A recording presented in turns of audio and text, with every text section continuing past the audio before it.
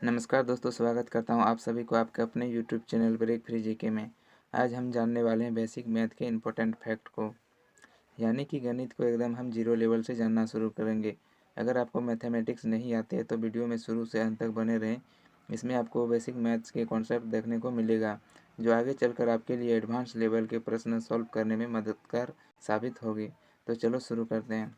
Basic math के important fact. पहला fact हमारे सामने किसी संख्या को एक से गुना किया जाए या एक से किसी संख्या को गुना किया जाए तो गुणनफल वही संख्या प्राप्त होती है। जैसे कोई संख्या है ए को अगर हम एक से गुना करेंगे तो हमें गुणनफल ए मिलेगा, या फिर एक को अगर हम किसी संख्या ए से गुना करेंगे तब भी हमें गुणनफल ए ही मिलेगा। एग्जाम्पल के लिए देखें तो 5 को अगर हम एक से गुना करें या एक को 5 से गुना करें, दोनों ही स्थिति में हमें गुणनफल 5 ही मिलेगा। दूसरा एग्जाम्पल हमारे सामने है, 10 को 1 से गुना करें या फिर 1 को 10 से गुना करें, दोनों ही स्थिति में हमें गुणनफल क्या मिलेगा? 10 ही मिलेगा। अब जानते हैं फैक्टर नंबर 2। फैक्टर नंबर 2 कहता है कि किसी संख्या को शून्य से गुना किया जाए या शून्य को किसी संख्या से गुना किया जाए तो गुणनफल शून्य प्राप्त होता है। एग्जाम्पल के लिए देखें, ए कोई संख्या है, अगर ए को हम शून्य से गुना करेंगे तो हमें गुणनफल शून्य ही मिलेगा, या फिर शून्य को अगर हम किसी संख्या ए से गुना करेंगे तब भी हमें गुणनफल शून्य ही मिलेगा। जैसे 3 को हम शून्य से गुना करेंगे या फिर शून्य को 3 से गुना करेंगे, दोनों ही स्थिति में हमें गुणनफल शून्य ही मिलेगा। अगली है, अगर हम 20 को शून्य से गुना करें या शून्य को 20 से गुना करेंगे तब भी हमें गुणनफल शून्य ही मिलेगा। कोई भी संख्या क्यों ना हो, चाहे कितनी ही बड़ी क्यों ना हो, अगर हम उस संख्या को शून्य से गुना करेंगे तो हमें शून्य ही मिलेगा। ये मैथमेटिक्स का बेसिक रूल्स है।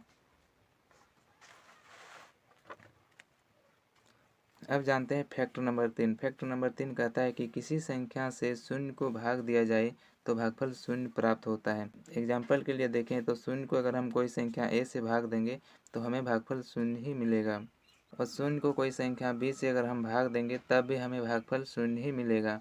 एग्जाम्पल के लिए देखते हैं, शून्य को अगर हम 15 से भाग देंगे तो हमें गुणन भागफल क्या मिलेगा? शून्य मिलेगा।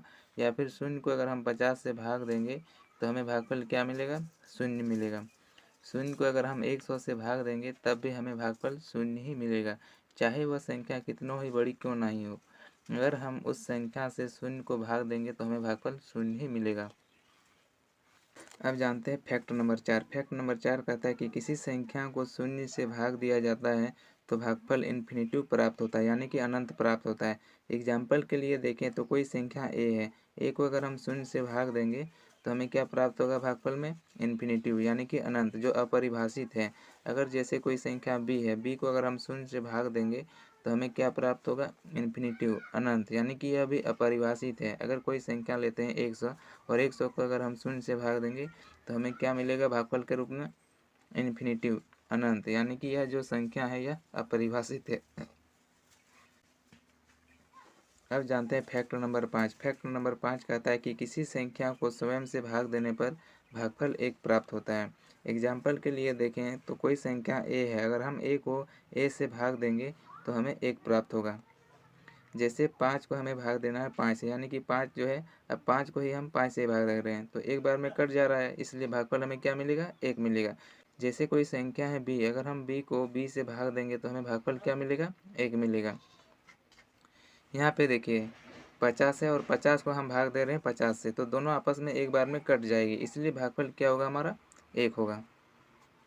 अगली है फैक्ट नंबर 6। फैक्ट नंबर 6 कहता है कि किसी संख्या की घात शून्य होने पर उसका घातांक 1 माना जाता है। एग्जाम्पल के लिए देखें, कोई संख्या ए है और इसके पावर में क्या है? शून्य है, तो ए का पावर क्या माना जाएगा? 1 माना जाएगा। जैसे यहाँ पे 5 है और 5 के पावर में क्या है? शून्य है, इसी को घातांक बोलते हैं। घात में जितना अंक होता है उसी को घातांक बोलते हैं, और पावर भी बोलते हैं। जैसे 5 के पावर में क्या है? शून्य है, इसका मतलब 5 का पावर 1 माना जाएगा। यह मैथमेटिक्स का बेसिक रूल्स है। जैसे 1 के घात में क्या है? शून्य है, यानी कि 100 का पावर क्या है? शून्य है, इसका मतलब 100 का पावर 1 माना जाएगा। इसी तरह देखें 5 के पावर में कुछ नहीं है, 5 के पावर में कुछ नहीं है, इसका मतलब 5 का पावर क्या माना जाएगा? 1 माना जाएगा। यह मैथमेटिक्स का बेसिक रूल्स है। अब हम लोग जानेंगे जोड़ और घटाना से संबंधित कुछ इंपॉर्टेंट फैक्ट को। पहली फैक्ट हमारे सामने है, धनात्मक संख्याएं आपस में जुड़ जाती है और चिन्ह जो है धनात्मक का लगता है। एग्जाम्पल के लिए देखें तो 3 है और 3 है, दोनों के आगे प्लस का चिन्ह है, यानी कि दोनों संख्याएं धनात्मक हैं, इसलिए दोनों संख्याएं आपस में जुड़ जाएगी और चिन्ह जो है वह धनात्मक का लगेगी।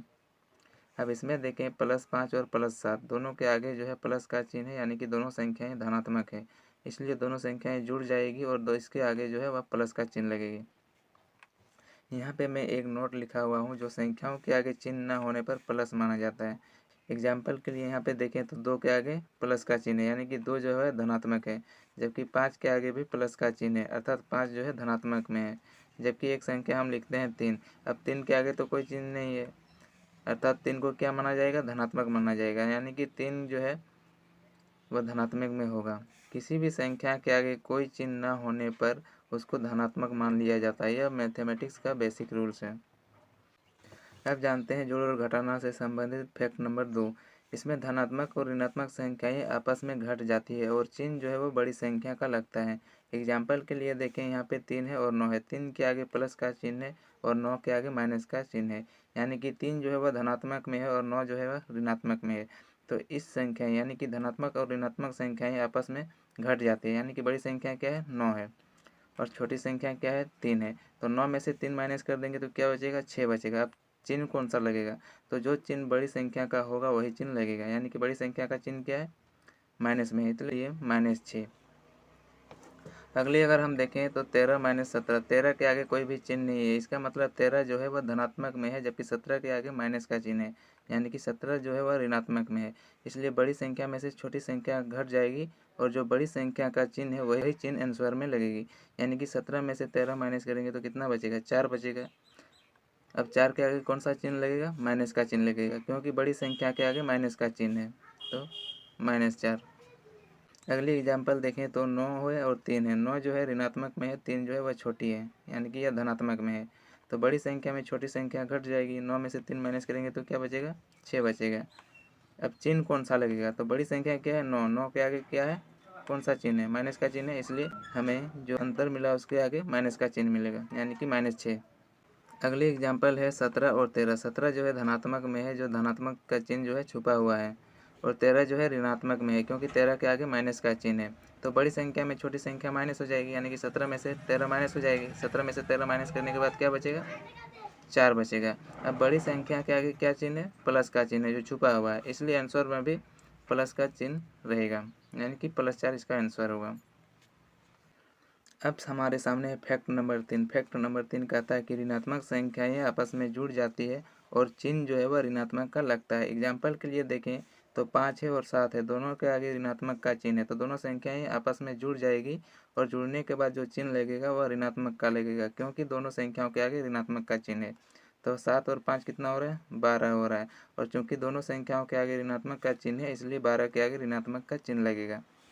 यहाँ पे दो संख्याएं हैं 11 और 3, दोनों के आगे ऋणात्मक का चिन्ह है, इसलिए दोनों संख्याएं आपस में जुड़ जाएगी, 11 और 3 14। चूँकि दोनों संख्याओं के आगे ऋणात्मक का चिन्ह है इसलिए 14 के आगे भी ऋणात्मक का चिन्ह होगा। अगली हमारे सामने है 9 और 5, दोनों के आगे जो है ऋणात्मक का चिन्ह है, इसलिए दोनों संख्याएं आपस में जुड़ जाएगी, 9 5 14, और दोनों के आगे जो है ऋणात्मक का चिन्ह है, इसलिए 14 के आगे भी ऋणात्मक का चिन्ह लगेगा। अगली एग्जाम्पल देखें 4 और 6, दोनों ऋणात्मक में है और दोनों आपस में जुड़ जाएगी, यानी कि 6 4 10, और चूंकि दोनों संख्याओं के आगे ऋणात्मक का चिन्ह है इसलिए 10 के आगे भी ऋणात्मक का चिन्ह होगा। यही मैथमेटिक्स का बेसिक रूल्स है जिसको जानना बहुत ज़रूरी है। आशा करता हूँ आप सभी को यह वीडियो अच्छी लगी होगी। अगर वीडियो अच्छी लगी तो वीडियो को लाइक करें, कमेंट करें, शेयर करें। साथ ही ऐसे ही वीडियो पाने के लिए हमारे चैनल को जरूर सब्सक्राइब करें। Thank you.